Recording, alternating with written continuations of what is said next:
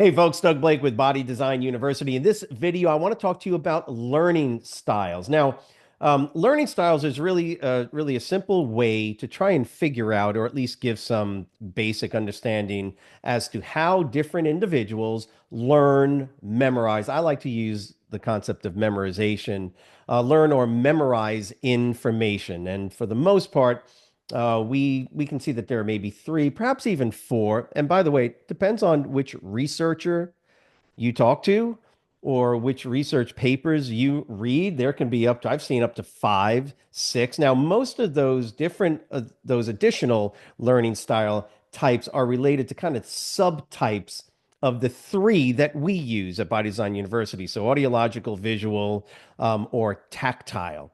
It's really interesting when I talk to students that are basically visual learners. There appear to be, subtypes to visual learners. If you can read material, right, that's visual. You're reading and you're looking at the written word. And some people do really well if they are visual learners. And we use a very simple assessment that you can answer the questions to. And we find that if you are a primary visual learner, for instance, you do really well reading material out of a book, out of a workbook, textbook, reading it and memorizing it. Because ultimately, all we ever want to do from a learning style perspective is understand the best way for individuals to memorize. Now, remember, we're thinking learning. Well, how do I learn? Well, you got to memorize words and terms, especially with the type of materials that we deal with. So we're trying to memorize information. That leads to ultimately this concept of learning. But if you're a visual learner in this case, some people do really well reading information out of a workbook, out of a textbook. Okay. There are other visual learners, right? Because you score visual as your primary learning type or learning style, that actually don't really like to read a whole lot. And you go, well, what's the difference? And the answer is that there are some visual learners that do much better when they're looking at like a video right now. The video could have lots of movement in it, and that keeps you visually engaged.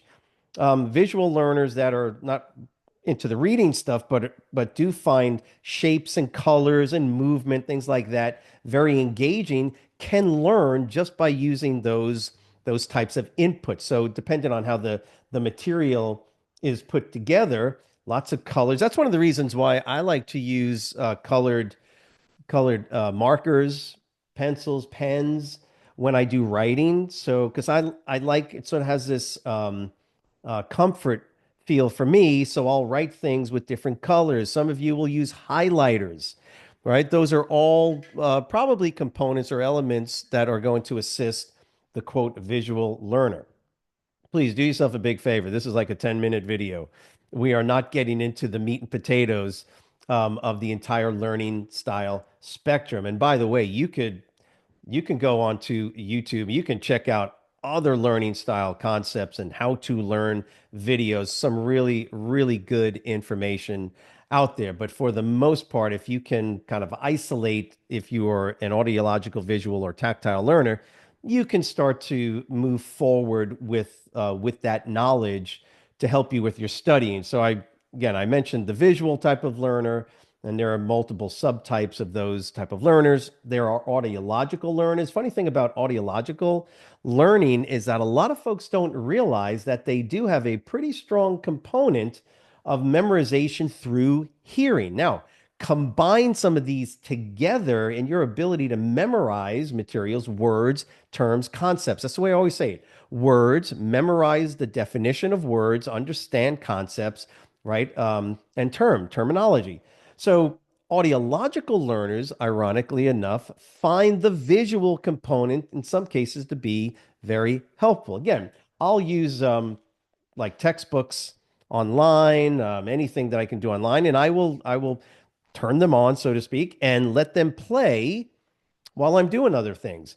And what I find is that if I'm just listening to it, I don't get 100% of the materials. And of course, it depends on the material, how challenging it is. But what I do find is that if I then approach the material later on in the day, just as a for instance, right, after I've listened to it, I have a better sense of the material when I go to read it in this case. Um, I also like to listen and read at the same time. So if you have online books or online material where it's being spoken to you, so for instance, the videos that we do for our coursework is a PowerPoint presentation, and I'm basically doing a PowerPoint. So you're seeing and you're hearing, and you can read the material at the same time. So the components to learning, right, based on learning style, can be mixed and they can be matched. And in some cases, if that does not work for you, you do one at a time. Okay. Then there's the tactile learner. This is a often misunderstood learning style. The idea of the tactile learner is normally viewed as an individual that likes to do hands-on. Well, that's not actually correct. Tactile learners simply mean that there is a sort of a connection between sense, touch, right? Hands, feet, and the ability to focus on the material that you're trying to learn. So, for instance, if I'm learning about I don't know, let's take any subject, anatomy, trying to learn the names of all the muscles and where they're located. Well, a good way to do that, for instance, if you're a quote tactile learner, is to look at a model or somebody else and kind of point to it and go, that's the bicep, that's the tricep. And that's great. But tactile learning also has this component to it where when you're reading the material, you are providing stimulus to your hands or even your feet. And so the tactile learner needs to be stimulated, all right, or distracted. I like to use the word distracted, and I'll just use just something here to kind of show you what I'm talking about. Let's just say this is like a ball or little squeezy balls that you can use. You would hold it. That provides some tactile neurological distraction while you read or watch a video in this case. And so the tactile learner, especially when we're dealing with more academic-y type of information like anatomy, physiology, and you're not using a model or a picture, but you're trying to read it and understand it because it's fairly difficult information. One of the problems the tactile learner has is being distracted. I know I'm always doing this and doing like this if I don't have something to distract my hands. And so, yes, the tactile learner is also the type of person that can go out and they can learn and memorize by looking, touching, prodding, right? Doing all the things that we do in personal fitness training. But there's also this component to tactile learning that actually has a requirement for distraction of the hands. And sometimes I'll have people with bare feet rub their feet using the squeezy balls with the textural component to it, and that allows for a sort of distraction that allows their brain, their eyes, for instance, to read and focus on materials without getting distracted and looking all over the place. So that could also be helpful. So I hope this is helpful. You understand that when you do the learning style assessment or any type of learning style assessment. Some of them are real simple, very basic. The ones we use, of course, there's three.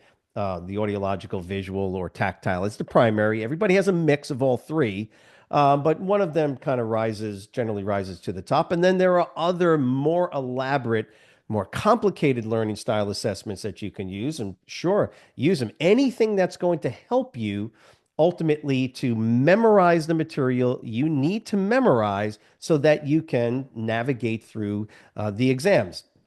And if you got questions on this, of course, if you are a Body Design University student, you just use the comment box and let me know, and you can ask me those questions. Of course, we always do Zoom meetings as well. But I'm hoping this was helpful because if you can deal with the learning style elements, right? If you can deal with them and you know the best way for you to memorize information, life gets a whole lot easier when you're taking an exam. Memorization, it's the beginning, so to speak, of learning. You got to memorize stuff.